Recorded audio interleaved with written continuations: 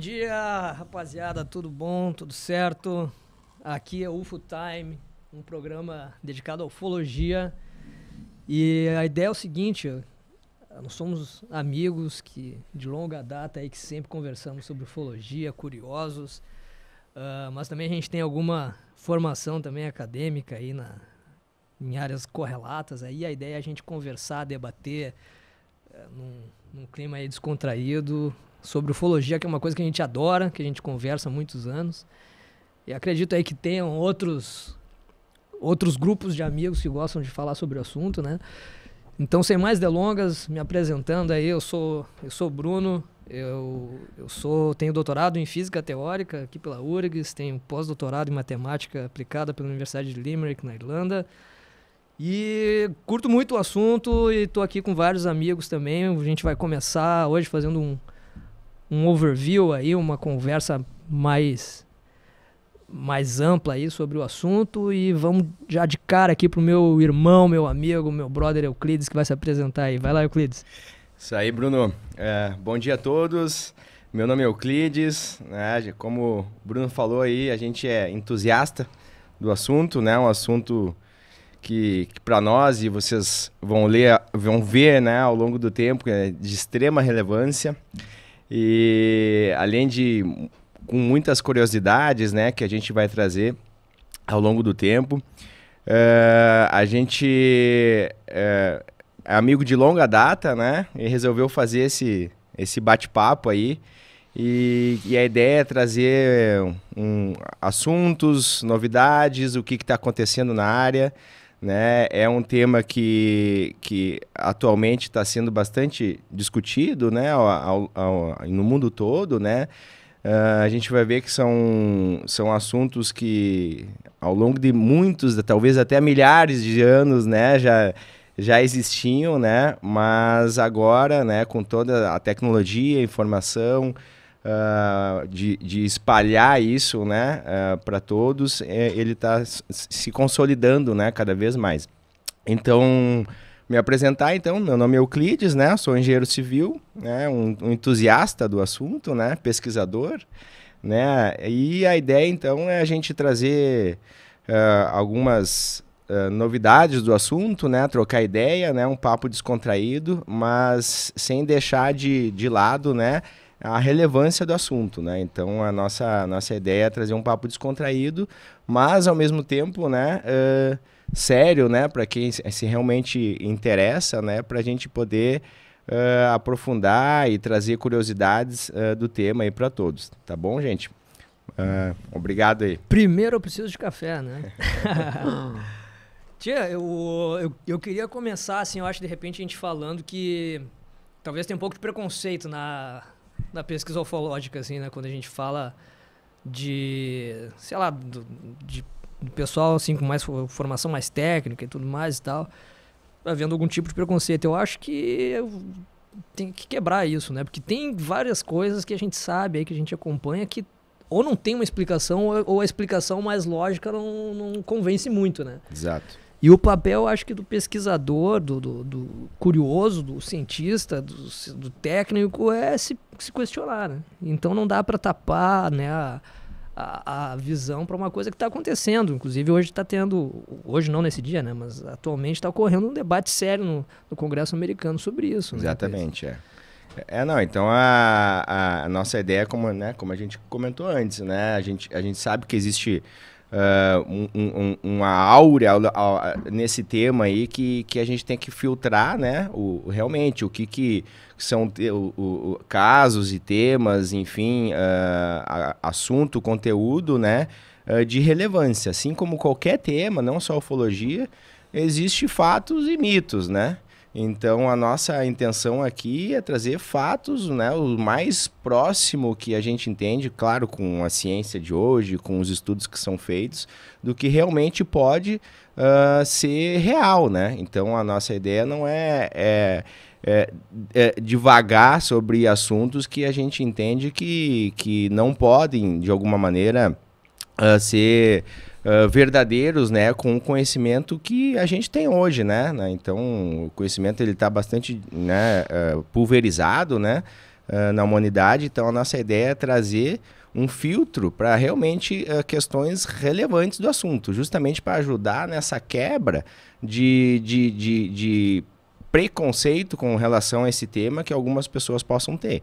Então, o nosso foco, né, é trazer fatos, né, e não fantasia sobre esse tema. Então, acho que isso é o principal porque a gente pode trazer e ao longo do tempo, né, a gente vai conseguir realmente trazer esses assuntos de maneira mais mastigada, digamos assim, né? Que a nossa ideia também não é se aprofundar cientificamente aqui, né? Trazer para o público o que realmente possa interessar, né? Não só para nós, né? Mas para a humanidade também, né? Para a gente poder evoluir com relação a esse tema. Eu acho que é isso aí, é claro, a gente vai tentar essa pegada, né? Mas também aí a gente vai conhecendo também aí o interesse do resto do pessoal. O pessoal que está assistindo, vão vir outros amigos também com que certeza. Hoje não puderam, mas que vão aparecer. A gente vai tentar trazer também convidados aí. Sim. E acho que é essa a ideia. Eu acho que é ter um bate-papo, mas sem também fantasiar muito, né? Exatamente. Então...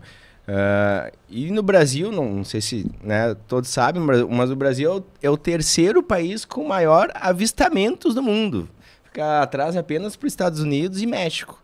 Então, talvez até pela nossa dimensão territorial, mas a gente tem muitos casos para ser estudado, claro, para ser filtrado também, mas conteúdo não nos falta. Então, isso é legal, desculpa, que é o seguinte, que às vezes o pessoal que não conhece bem o assunto acha, não, isso aí começou, sei lá, exatamente, depois da Segunda Guerra e tal. Não é assim, isso aí a gente tem relatos, e não é só nos Estados Unidos, né? A gente tem relatos no mundo inteiro que remontam os tempos bíblicos. Exatamente. Né? Tem referência na Bíblia. Referência na Bíblia. Né? Exatamente. Então, é um assunto que para muitos pode ser novidade, né? Mas para a humanidade, digamos assim, para a história da humanidade não é. Então, por consequência, é um assunto que a gente tem que estudar, né? E tomar ele com uma relevância que requer, né? Então, a ideia é essa. E isso é legal também porque a linguagem antiga era fantasia. Né? De alguma maneira mitificar aquilo que a gente não conseguia explicar. Exato. Então, se tu pegar os textos antigos, muitas das coisas que estão escritas de uma forma alegórica, na verdade, refletem alguma coisa que aquelas pessoas vivenciaram. Né? Exatamente. Né? Hoje a gente lendo coisas escritas ou desenhadas no passado pode ser fantasioso, mas era o jeito que existia no passado de refletir a realidade que as pessoas vivenciavam, né? Claro, hoje com a evolução, né, do conhecimento, da escrita, enfim, da comunicação, se evoluiu, mas a gente não pode desprezar ou tem que estudar melhor o que aquelas pessoas no passado queriam dizer com aquilo. Né? Então, e isso é legal também para a gente não ser muito arrogante com o nosso conhecimento, né? Porque daqui a 100, 200, 300, 1000 anos, talvez o que a gente faça seja completamente, sei lá, indecifrável até por seres humanos evoluídos. Sim, exatamente. Né? Então... Cada momento da humanidade consegue refletir ou retratar de acordo com o conhecimento que existe naquela história, né? Então... a nossa ideia é fazer um brainstorm aí de tudo que a gente acha, né? E que já se tem consolidado aí como fatos relevantes aí de um tema que, para nós todos, né, é muito importante. Porque imagina, né? Não estamos sozinhos. Que fato? Que fato é esse, Bruno? Nós não estamos sozinhos no universo. Imagina isso. Bom, tomamos como fato a realidade e verdadeiro. Não estamos. Então, como que a gente vai reagir? Será que realmente vai ter né, as pessoas vão ficar perturbadas ou vão gostar? Por que não foi falado isso até hoje, se ele existe realmente? Né? Quais são... O que a gente vai poder construir a partir disso? Né? Então, o fato de a gente não estar sozinho, e a gente pode tomar como fato isso, nos abre um leque de possibilidades de construção, talvez até de possibilidade de comunicação e troca de conhecimento enorme. Então, é um salto para nós, assim, ó, sem possibilidade de a gente dimensionar isso, né? Então, as possibilidades que abrem, o fato de a gente não estar sozinho no universo é incrível, né? Isso é uma coisa, assim, que eu fico pensando que seria, assim, talvez a maior mudança na história da humanidade, assim, equiparável, sei lá, talvez a chegada dos europeus nas Américas, com certeza. Né? Alguma coisa assim. E é uma coisa, assim, que seria tão paradigmático assim para a humanidade Sim. como um todo, que eu não consigo entender como que não se investe mais nisso. Exatamente. Em tentar até na parte da pesquisa clássica acadêmica de se buscar sinais em determinadas estrelas, determinados exoplanetas e tal. Sim. Né? E bom, a gente sabe que tem a equação de Drake, né, que basicamente dá uma probabilidade de existirem, né, outras civilizações, outros planetas com vida inteligente e tal. E a probabilidade, né, estatística, né, a chance científica de a gente não estar sozinho é muito grande. É muito grande. É praticamente impossível não existir em algum lugar. Uma arrogância da nossa parte achar que a gente tá sozinho nesse tamanho desse universo, né? E aí eu me encaixo pelo menos numa... O que os espectadores acham aí também, coloquem aí nos comentários. Mas eu me encaixo na seguinte linha. Eu teria medo de enviar sinais para outras civilizações. É complicado.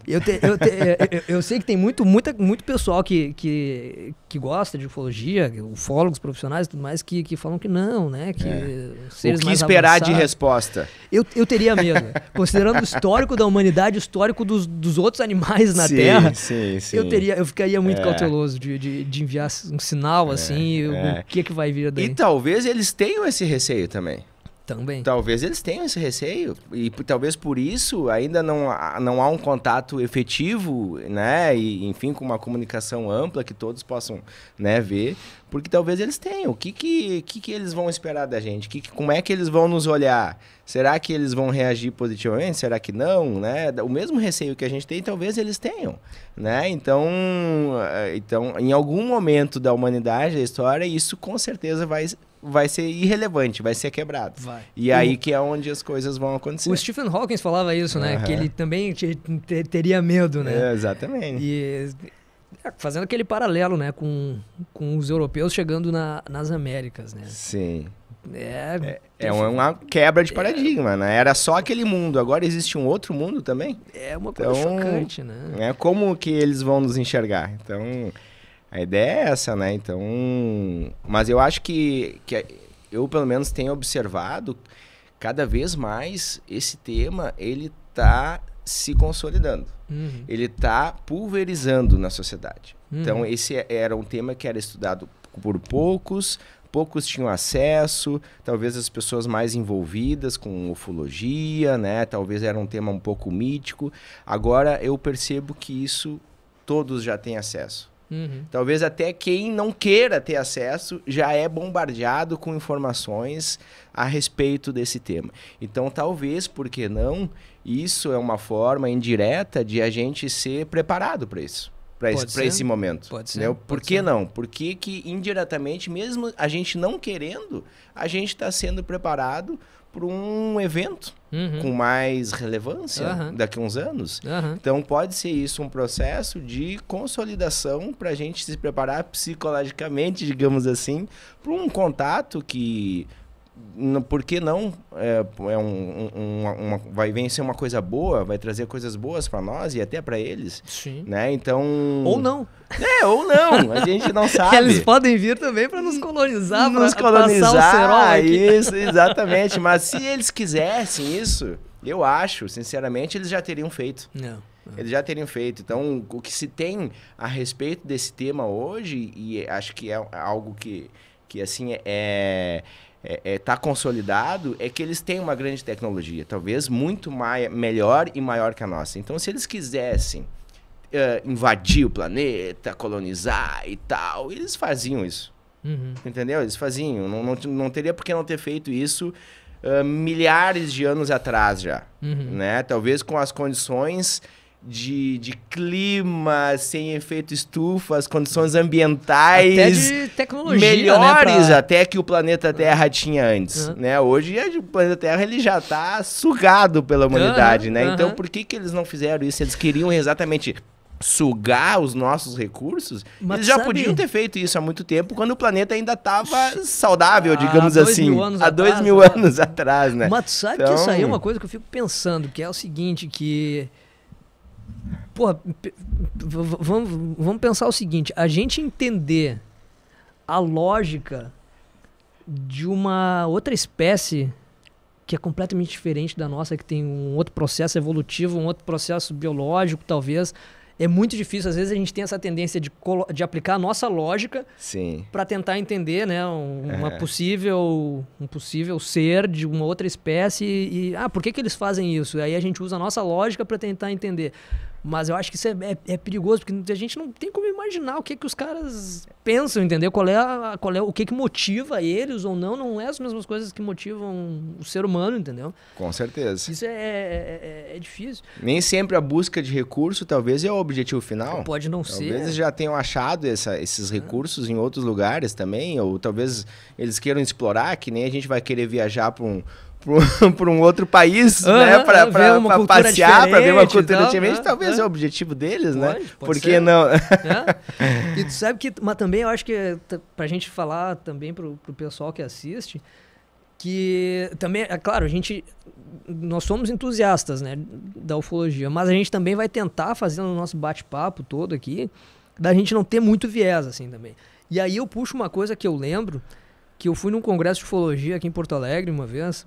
Fui eu e um outro amigão meu, Luiz Valmocir, que ele vai ser convidado, já disse que vem aí nos próximos episódios, então fiquem ligados.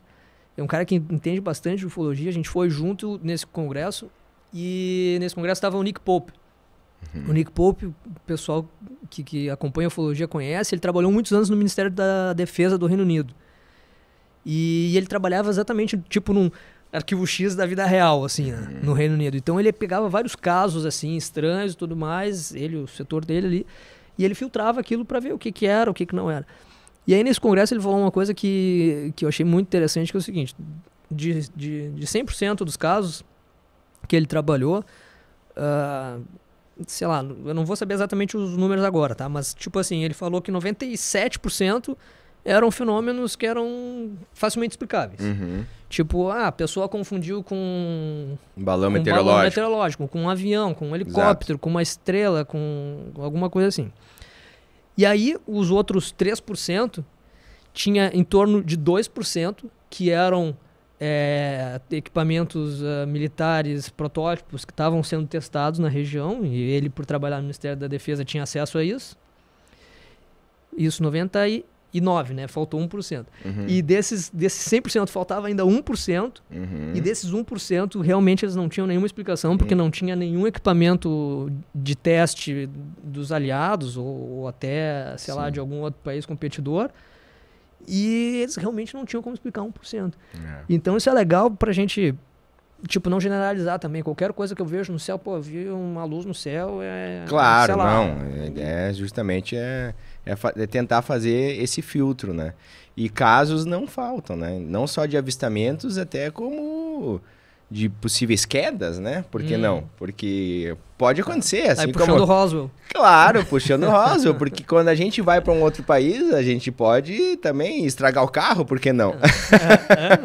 Então, por que ele também não pode acontecer isso com eles, né? Então, fenômenos, né, e casos relevantes de avistamentos e até de objetos, né, que a gente vai trazer para os próximos episódios, existem, né? Então, talvez estejam até dentro desse 1% aí do Nick Pope, mas existem. Não, e é legal de falar que é o seguinte, Roswell, é claro, é mais famoso, aquela coisa toda, tem filme, história e lendas, etc., mas tem vários casos, e não é só nos Estados Unidos, tem no mundo inteiro, né? Exatamente. Tem na Ásia, tem no Brasil, tem tudo que na Europa também tem casos.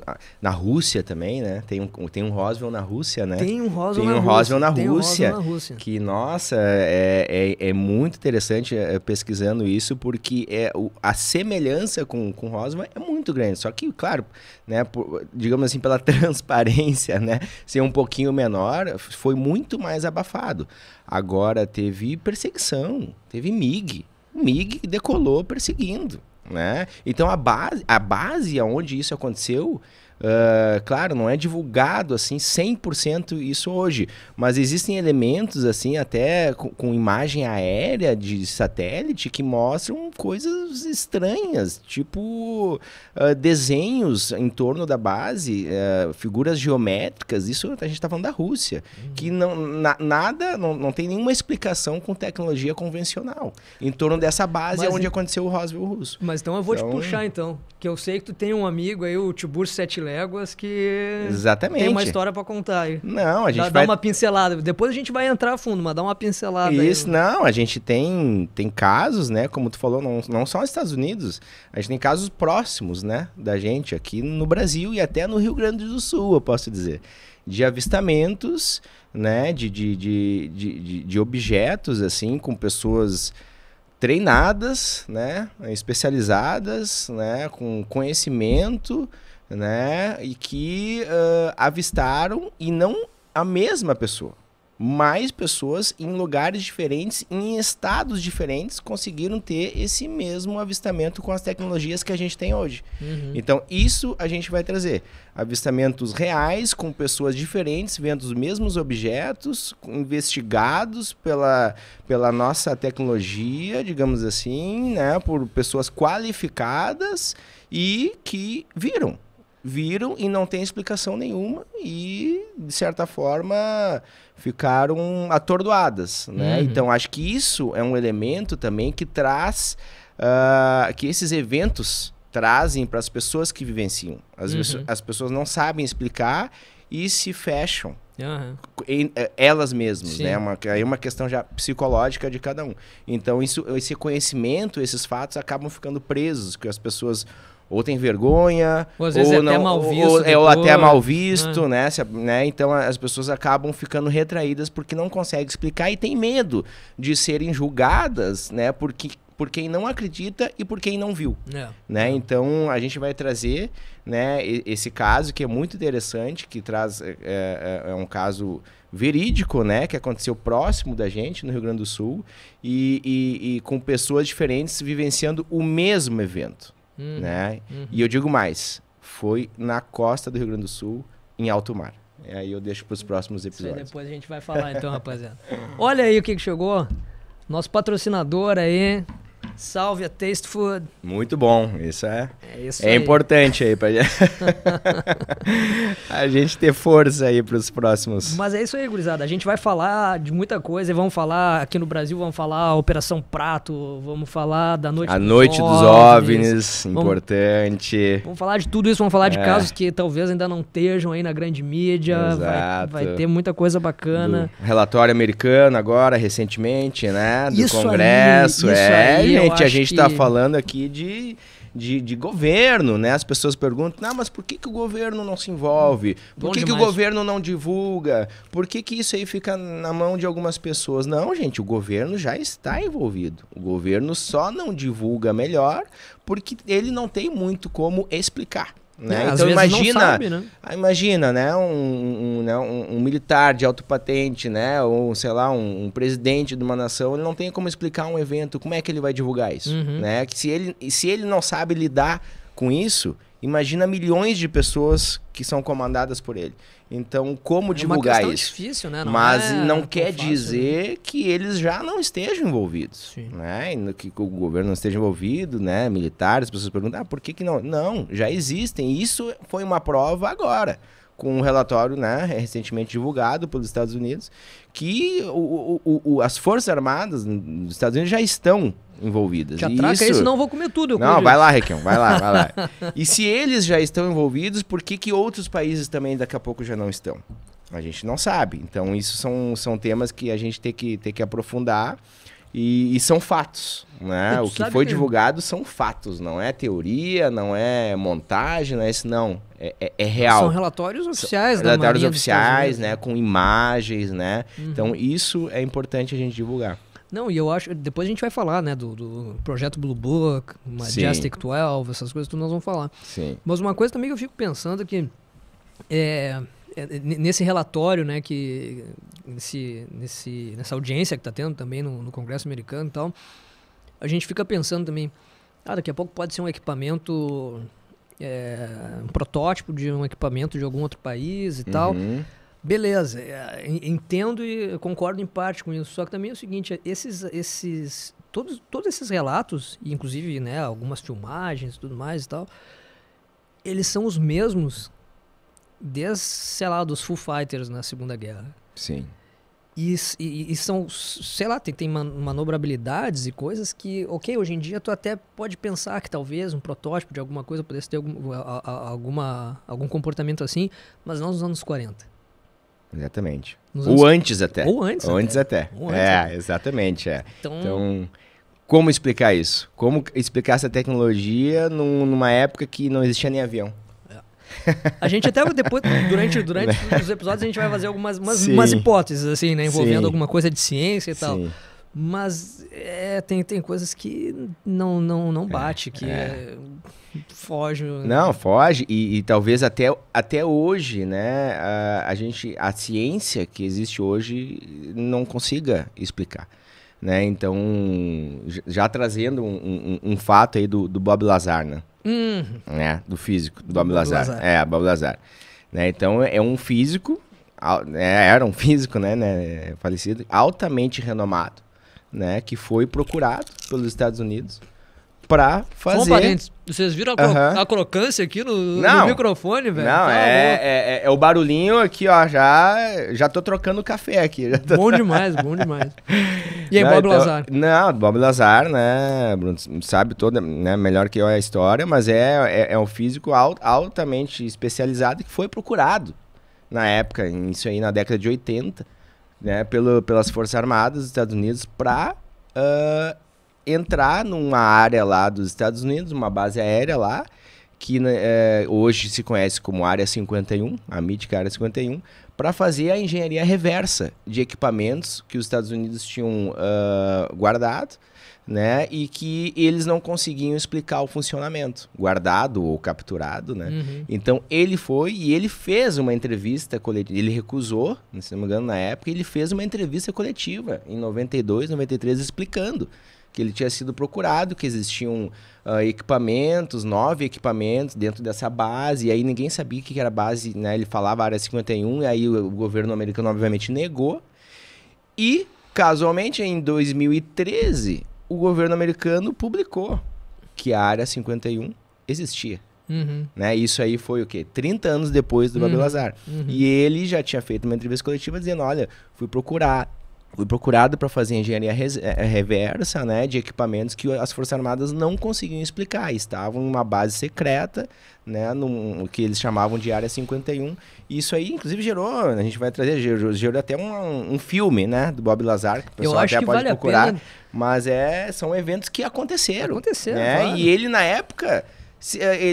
pro grande público, né? Mas que cara maluco, né? Apareceu um cara lá, todo, né, meio estranho, mas esse cara aí não é maluco. E aí depois, 20 anos depois, mais de 20 anos depois, as Forças Armadas, o Congresso confirmou o que ele falou. E ele previu elemento químico, né? E ele previu o elemento químico, acho que é o elemento 113, um elemento químico. Depois a gente vai entrar em detalhes, vamos ter que dar uma pesquisada. Que era um elemento químico que ele já tinha falado na época. Que depois foi confirmado. Depois foi confirmado, né, que é um elemento químico que se assemelha muito com os materiais feitos por esse elemento se assemelham muito com os materiais relatados por testemunhas, com pessoas, inclusive de Roswell, né, de 40 e pouco, que enfim, é um metal maleável lá que tu pode dobrar e ele volta pro mesmo lugar lá, são materiais feitos através desse elemento químico que o Bob Lazar falou isso lá na década de 80. Tá, isso aí, Euclides, esse suposto metamaterial, e tu como engenheiro, o que tu acha disso? Materiais, não é porque a gente já tem uma certa gama, digamos assim, de materiais estudados e descobertos que a gente não possa descobrir novos. Assim como a gente descobriu o primeiro material, por que não descobrir outros materiais? Então, acho que a evolução desse assunto, de novo, é muita arrogância da nossa parte a gente achar que todos os materiais e todos os elementos de tabela periódica já foram descobertos. Muitos já foram descobertos. Agora, dizer que esse é o ponto final, por quê? Por que não existem novos? Né? Será que a gente já vasculhou cada milímetro da Terra e fora dela para dizer que os materiais que existem, que a gente conhece, são esses? Então, é possível sim. E esse é um fato incrível, que uma pessoa só falou do material. E esse material foi confirmado 20, 30 anos depois. Né? Então... Um outro negócio que eu acho que mais adiante a gente pode trocar uma ideia também, é uma coisa que tangencia a ufologia, que é o setor aeroespacial. Sim. Agora a gente tem, né, SpaceX, Blue Origin, tem várias empresas aí que estão voltando ao espaço, né? E, pô, o Brasil geograficamente é privilegiado para isso, né? Com certeza. Então a gente teve recentemente aí o acordo lá com a base de Alcântara, né? Com os Estados Unidos para voltar, né, a ser usada a base de Alcântara. É um dos lugares mais baratos do mundo para lançamento de foguetes. Na linha do Equador. Então eu acho que o país tem um potencial grande aí nessa área, hein? Só fazendo um parênteses, elemento 115. 115. É, isso aí, foi confirmado em 2013, tá? E foi relatado pelo Bob Lazar lá na década de 80, 88, 89, na época que ele fez, né, esse trabalho lá na área 51, né? Então, ele tem características semelhantes a um combustível para fusão nuclear. Isso que é aí algo foi, que também está há anos, né, que se pesquisa que se fusão. pesquisa e que pode ser um elemento, né, de combustível para esses objetos, né, que são encontrados, né, enfim. Depois, nos próximos episódios, nós vamos pesquisar pro ouvinte aí, pra gente debulhar, por exemplo, sei lá, vamos fazer um episódio daqui a pouco só sobre o Bob Lazar. Vamos debulhar essa questão do elemento 115, da fusão, né? Tem alguns artigos recentes aí de alguns pesquisadores na Europa que estão próximos, né, de conseguir reatores de fusão e tal. Então, eu acho que conforme o público aí for tendo interesse, quem sabe vocês fazem um programa sobre o Bob Lazar. A gente pesquisa, faz esse bate-papo sobre isso e, bom, assunto não vai faltar, né? Assunto não vai faltar. E casos, principalmente, eu acho que a ideia é essa, né? Agora, a partir dos próximos episódios, a gente se aprofundar em alguns casos, né? Os casos com maior relevância, né? Esse 1%, né? Que tu comentou, para a gente trazer ao público aí novidades e assuntos para a gente estudar em conjunto, né? Então a ideia é a gente trocar essas ideias aí junto com o público que nos assiste, né? Fazer um negócio bem interativo, assim. Daqui a pouco quem tiver, sei lá, sabe de um caso relata, comenta, pode comentar, pode curtir, pode compartilhar. Eu acho que a ideia é essa, é a gente construir em conjunto, não é só ficar nessa mesa. Hoje com a tecnologia que a gente tem aí de comunicação, aí, enfim, né? Todas as plataformas de comunicação, a nossa ideia é jogar na mesa aqui um assunto para a gente discutir com a comunidade toda, todo mundo que nos assiste. A ideia é interagir, para a gente trazer assuntos reais, né, assuntos com relevância que possam abranger um público e pulverizar, como a gente falou no início, pulverizar essas informações para sair dessa questão de UFO ou ufologia, enfim, que é mítico, né? Isso não cabe mais hoje na sociedade, isso não é mais mítico. Isso é ciência, isso é científico, isso são fatos que aconteceram, que ainda vão acontecer e que a gente tem que se preparar. Então, a gente está numa porta de conhecimento que está nos abrindo agora, que a gente vai colher no futuro. Então, a gente tem que se preparar, todos nós, para colher os frutos, né? Não para tratar desse tema como algo, poxa vida, não. A ideia é trazer esse conhecimento para que todos possam construir mais conhecimento e se preparar para esse mais conhecimento que vai chegar. A gente vai falar também do The Stars Academy, né? Que também o pessoal está conseguindo bastante resultado. Parte do resultado de terem sido liberados esses vídeos da Marinha Americana faz parte do esforço desse pessoal, né? Sim. Vamos falar deles. Vamos falar dos ícones aí da ufologia, né? Do Tsoukalos, também vamos citar o Gevaera, o Eric Von Däniken. O Eric Von Däniken. Vamos concordar com algumas coisas, vamos discordar de outras também. Com certeza, né? Faz parte, né? Isso aí é algo que em toda ciência, em toda matéria existe. Os que concordam e os que discordam, né?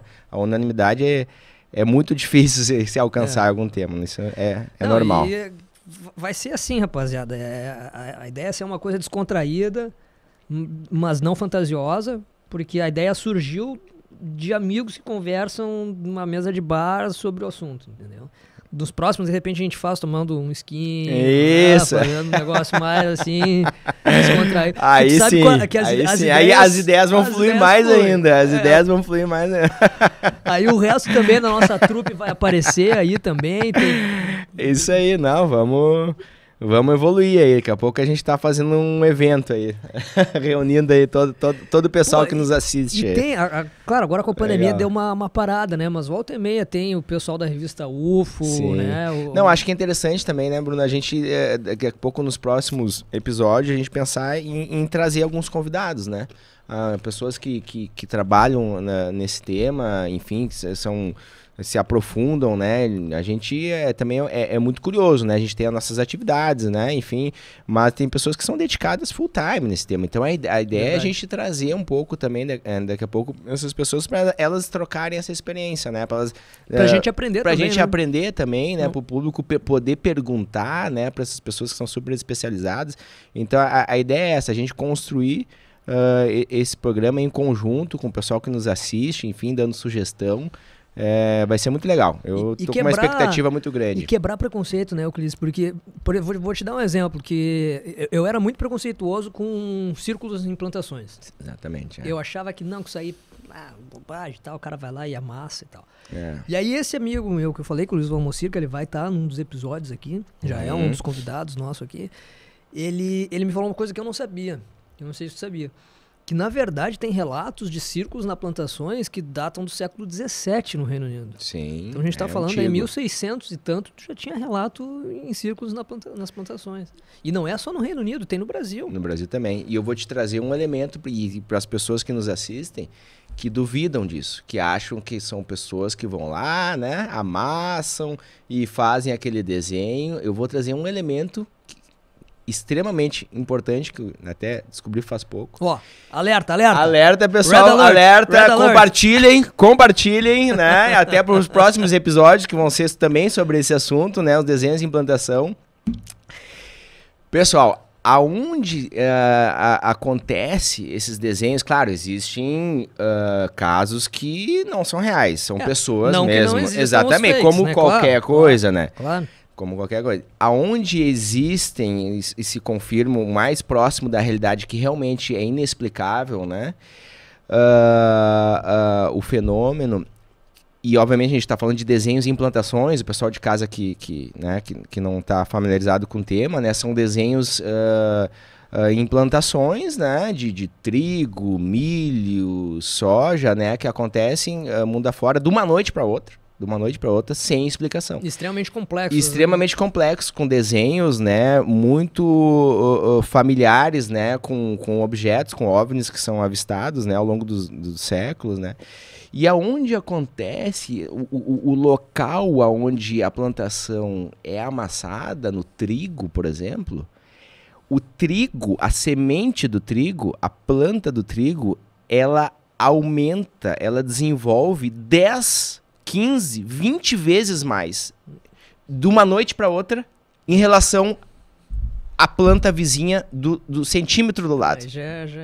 Isso é inexplicável. Como? Quem que vai amassar e vai desenvolver em 10 vezes uma semente de trigo que tá amassada de uma noite para outra? É difícil de explicar. Como? E aí eu vou deixar aí pro teu convidado, né, para poder nos explicar isso e tentar nos explicar. Mas isso aí eu deixo para as pessoas também questionarem, investigarem, nos ajudarem nessa investigação como? Tá, daqui a pouco vamos chamar até, vamos procurar daqui a pouco alguém que seja especialista. Com certeza, na área, algum engenheiro agrônomo. Isso, exatamente. Como? Possa tentar dar alguma explicação. Que energia é essa? Né? Que é uma energia, tem que ser uma energia. Como é que não, para tu desenvolver em 10 vezes, de uma noite para outra, uma plantação de trigo amassada?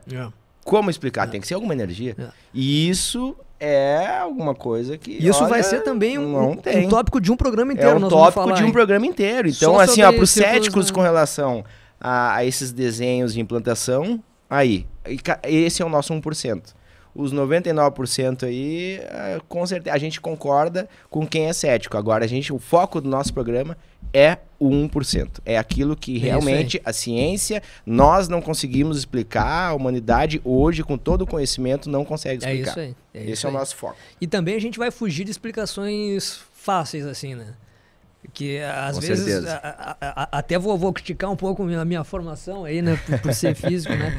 Mas, às vezes, sei lá, algum físico participa de algum programa e fala, não, porque precisaria viajar tantos anos a velocidade da luz para chegar de Alpha Centauri até aqui. Exatamente. Então, a gente vai também, não vai ser ingênuo para dar esse tipo de explicação. Ah, não pode porque com a nossa tecnologia demoraria tantos anos. Não, então a gente sabe que hoje tem estratagemas assim teóricos que possibilitariam alguma coisa assim, né? Uma dobra Alcubierre ou algo assim que possibilitariam, ou até realmente viajar muito rápido, mas demorar 10, 15, 20, 100 anos, porque não, dependendo da longevidade de uma espécie. Entrelaçamento quântico também temos, tem muita coisa que a gente vai falar, então para fugir daquela explicação, não pode porque...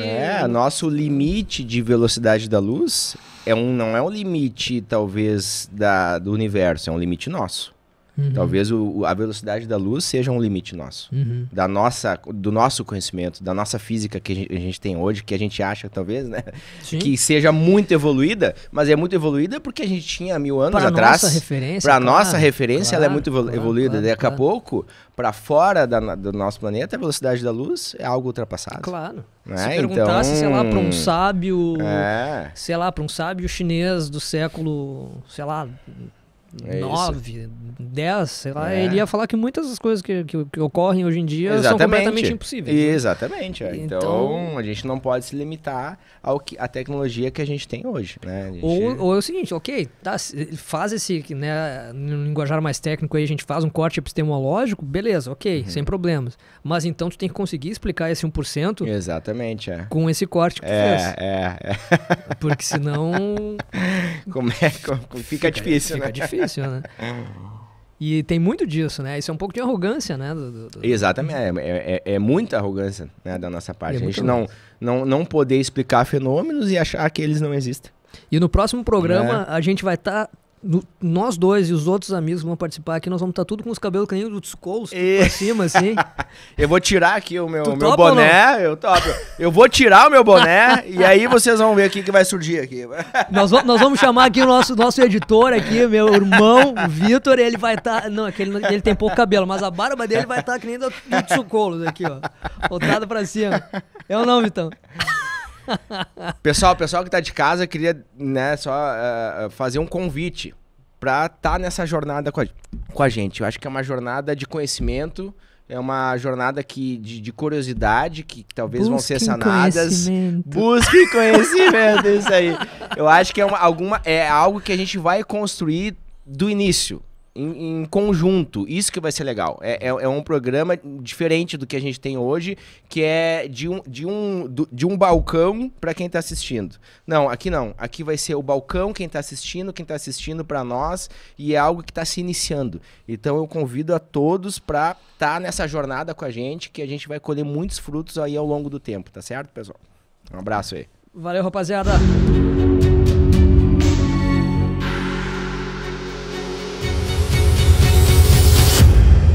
Conhecimento.